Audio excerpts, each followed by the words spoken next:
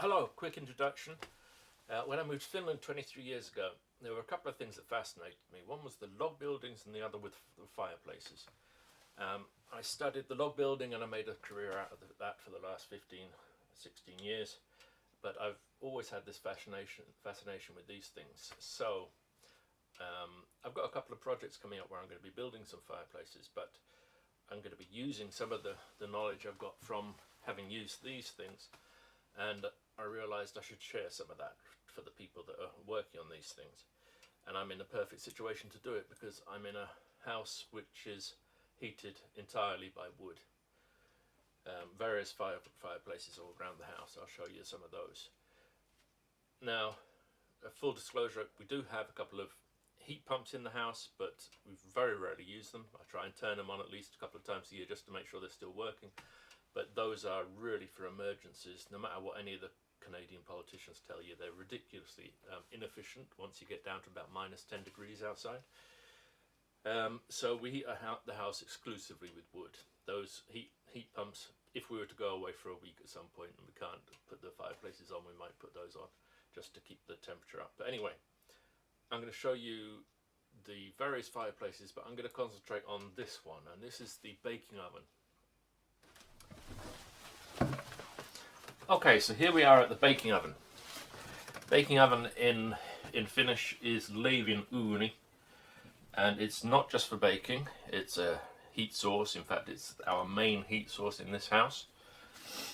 And before I go too in depth, I think it's relevant for me to just explain a little bit about the conditions here in Finland. We have a 6 months winter, effectively, and temperature wise, most of that 6 months is going to be below zero. It will get down to minus 20 every winter, maybe several times, maybe for a week at a time, 2 weeks at a time, a month at a time.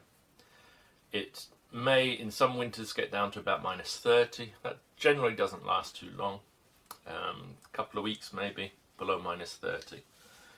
So that's the situation here, and that's the environment in which these masonry heaters were developed over centuries.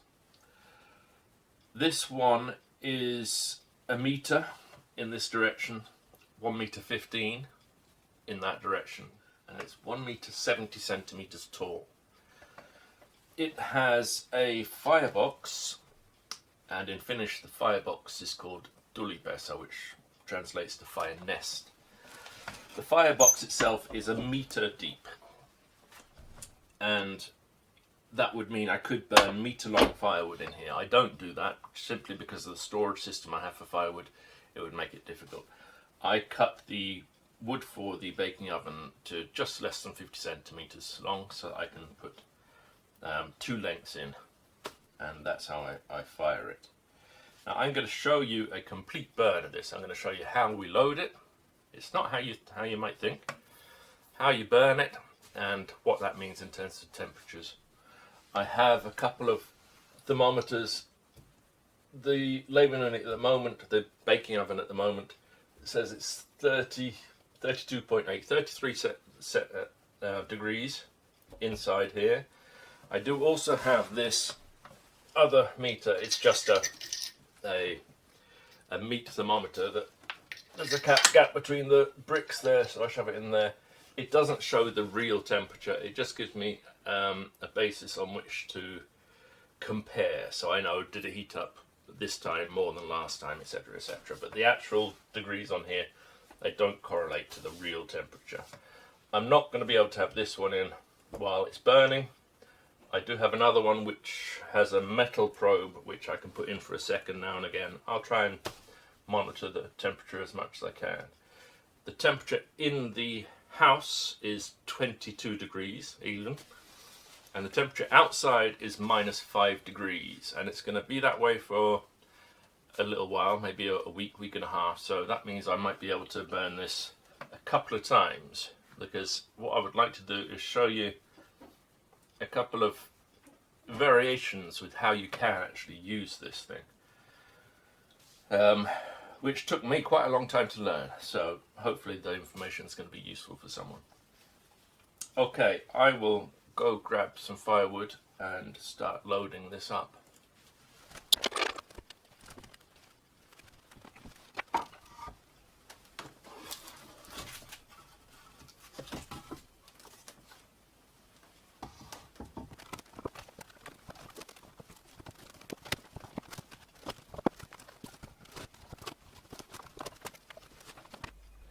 Now what I didn't realise at the time was while I was out getting the second box of firewood, we had the inspectors in to check that I was doing it right.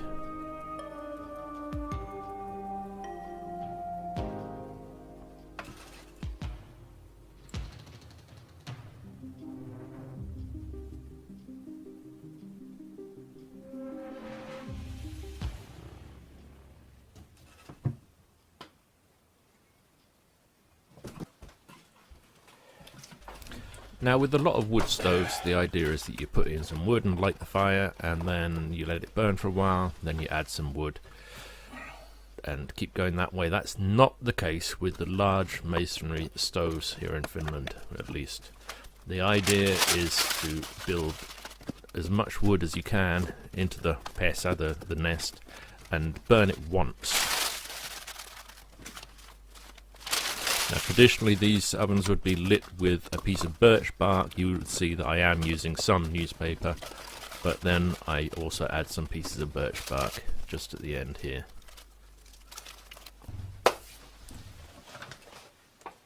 So the nest is loaded, and as you see, I pack a lot of wood in there. The whole thing's full to the top. I took a photograph of the first layer of wood, I'll show that now. So we're going to light this. I'll check what the time is when we light it, and we'll start monitoring the temperature. And what I'm going to do is burn this the way I used to burn it. When I first came to this house and I was using this for heat, I didn't fully understand how it worked, so I burnt it how I thought you're meant to burn it. And I'll show you how that works, and then I'll show you what I have learned over the years on how to actually do it. Okay, let's get this thing lit. There are baffles at the top. There are two of them. I'll go into that in a little while. But those are now both open. And the time, that's handy. It's exactly 10 o'clock in the morning. So I'm going to light that. I'll bring the camera so you can have a look. I have cleaned the glass, so you're going to be able to see how it goes. And I'm going to then go do some snow work. I'll leave you with the baking oven.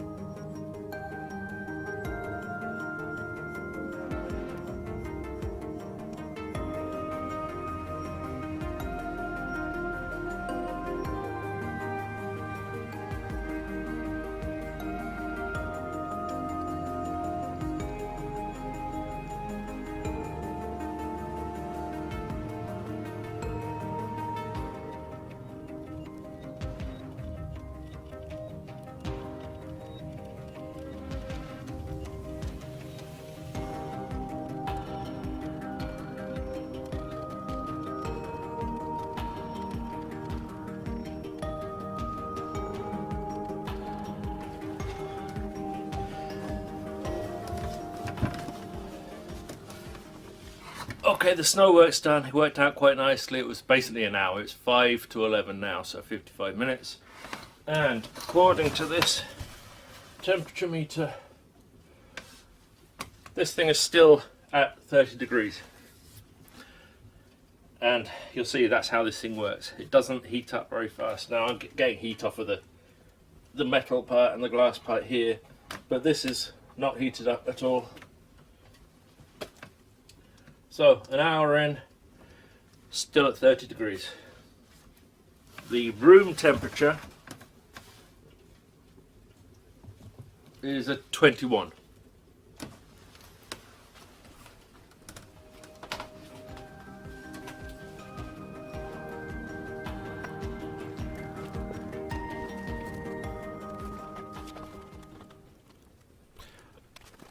So it wasn't until the 1.5 hour mark approximately that the temperature needle on that temperature gauge started to gradually start to move up. Once it starts going up, then yeah, it's going to go up quite quickly. But it does take a while for the heat to start sinking into those bricks. Now, obviously you don't want to watch hours and hours of this fire burning, but I will show you just a little segment of the fire burning in real time so you can see the kind of speed of burn.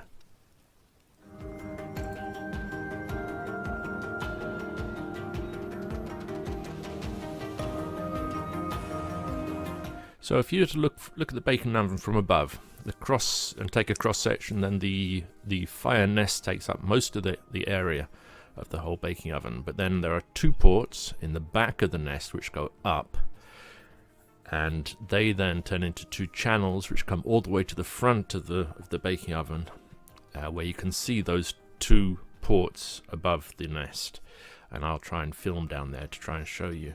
And then those two channels join up and go off to the right into the wall of the house. Okay, it's 12:30. So it's an hour and a half since the last update.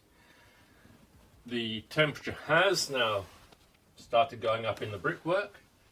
On this one, it's gone up from 30 to 75. Now at this stage, what I generally do is, because the wood at the front is kind of burnt away down to ash, but the wood at the back is still got some volume. So at this point, I usually open up and pull a little of the back stuff to the front,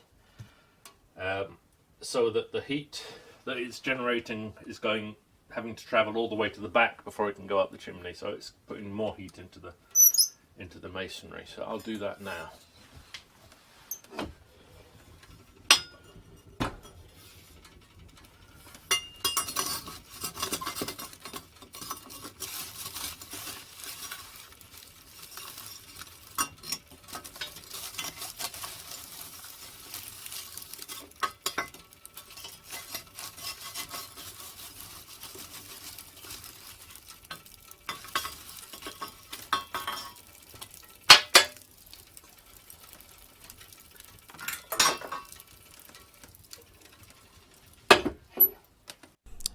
Now the baking oven does of course serve many additional purposes. Above the baking oven is of course one of the warmest places in the house, which means that I use that space for drying herbs and vegetables, mushrooms and things like that.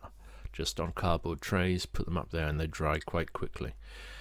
It's also of course the cat's favourite place, so if you're wondering what these blocks of wood on the wall is, those are the steps that the cats use to easily access the top of the baking oven.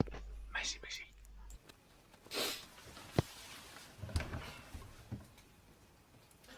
So it's 1 o'clock. That means we've had the baking oven on for 3 hours. The temperature which this is reading is about 82.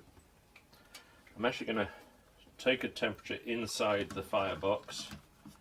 I'm not actually sure if this thermometer goes high enough. Or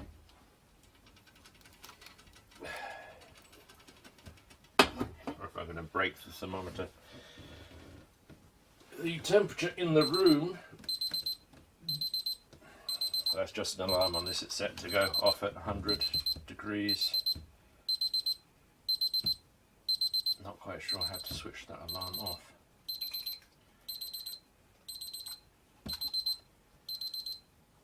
Okay, no, this is too hot for this thermometer.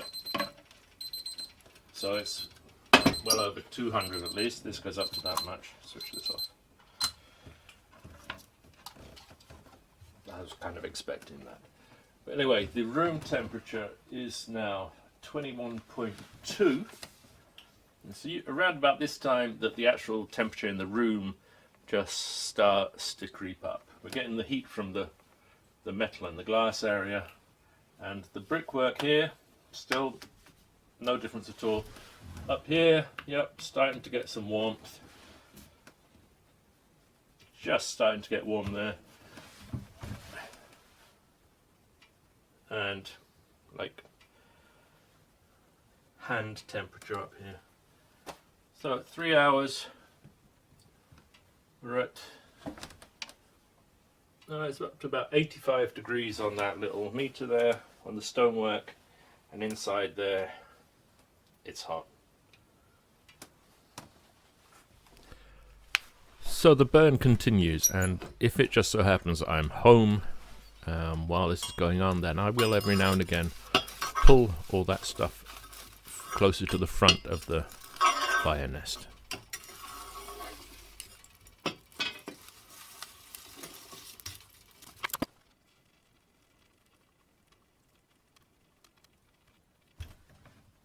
So it's 2 o'clock, 4 hours in. I found we had this temperature gauge. It's saying we're at 300 degrees Fahrenheit. So that's like, what, 150 degrees centigrade. That's on the outside here. Inside there it's obviously a hell of a lot hotter. The temperature gauge up here is still holding steady, about 85 degrees. I'm going to move stuff to the front again. And I've got some stuff I'm going to have to go do. I'll leave the camera here.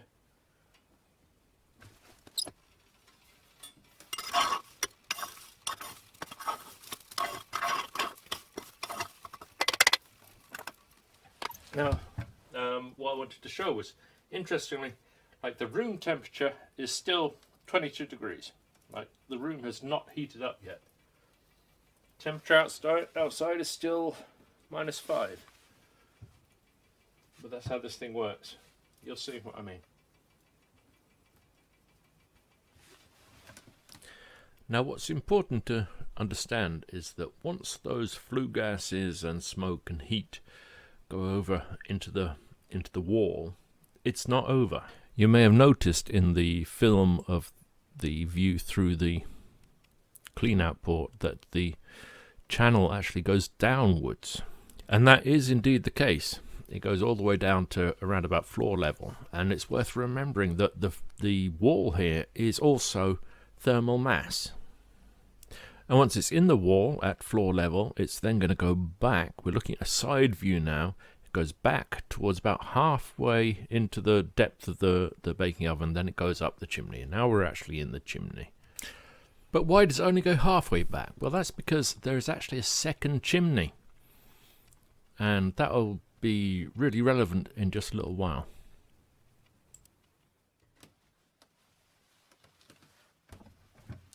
So it's been 7 hours, and the fire has basically gone out.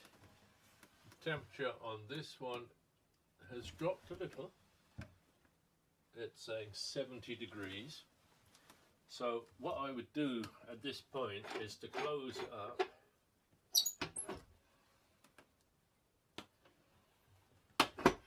And then the baffles on the top of the baking oven, I'll close those. And what I'm going to do is I'm going to show you how that affects the temperature in real time. Let me get my phone ready.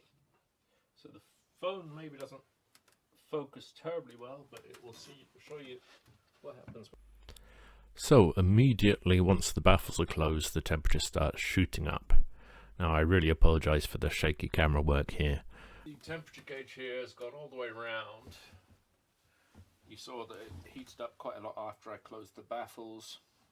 It heats up really quite fast in the beginning, and then it gradually slows down, but seems to have bottomed out now. It's gone right the way around past 0.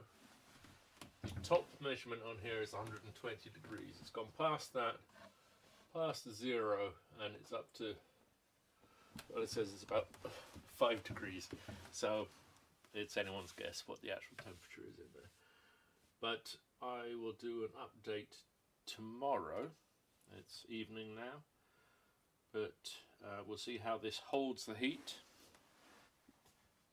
This, you can put your hand on it, but not for long. The brickwork above here, oof, nope, you can't even touch that. Up there, yeah, you could probably keep your hand on there. Right out to the side here, no, you don't want to have your hand on there.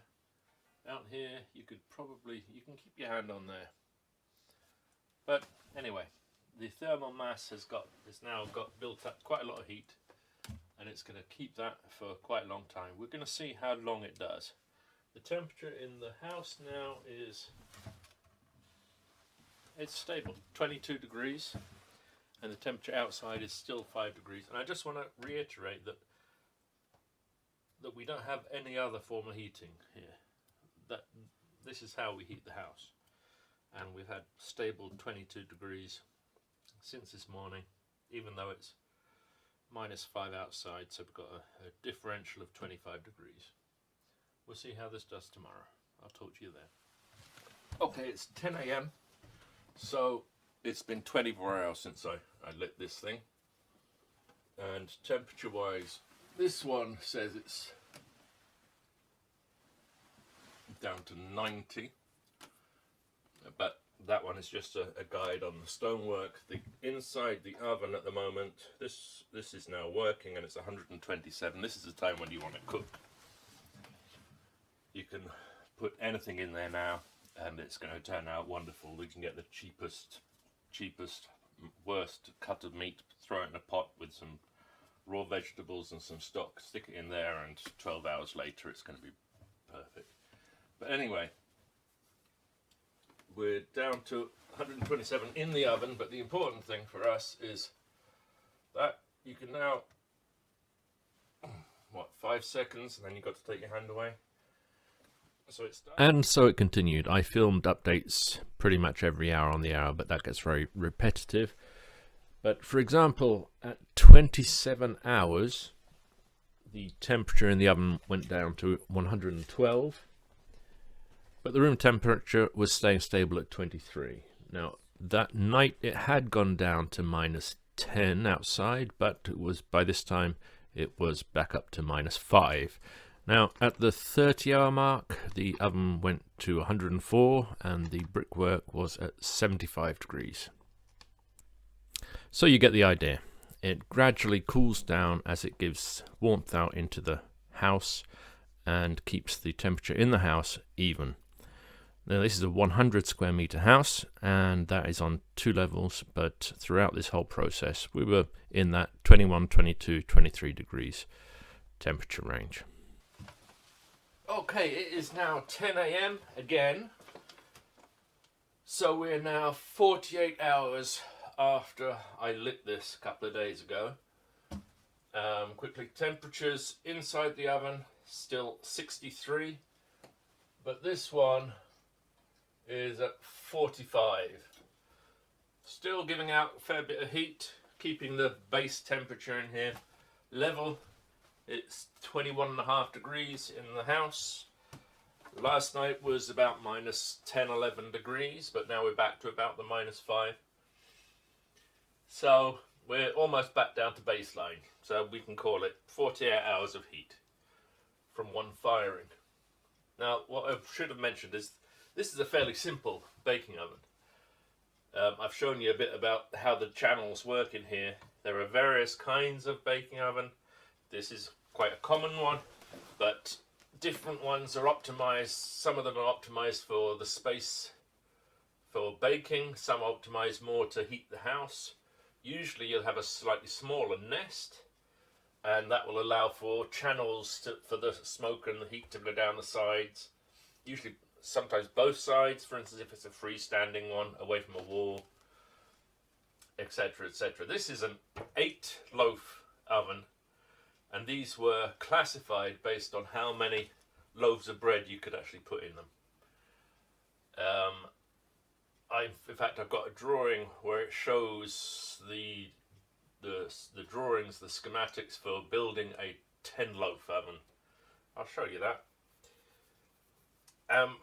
While I'm talking about those drawings, I know that masonry ovens are kind of coming back now, and people are developing them, pushing the boundaries, experimenting. I seriously recommend that if you're doing that, you take a look at some of these old Finnish drawings going back hundreds of years, where they were really doing some amazing things with flues and baffles and redirecting heat and secondary burn chambers. A couple of hundred years ago back there, people seem to think that's a new kind of development. It's not. Anyway, I've realised how long this video is going to get, so I'm going to cut it off here, and I'll do a second part where I heat the oven in a different way and show you a couple of the other things that I haven't mentioned in this video. Hope someone finds this useful, and I will put a link at the end of this video to the next video. That's going to take me about 4 days, I guess, because I've just started burning this again in the new way, filming it and editing it. So if you're watching this immediately after I've posted this video, it's going to take a couple of days. But okay, I'll see you again soon.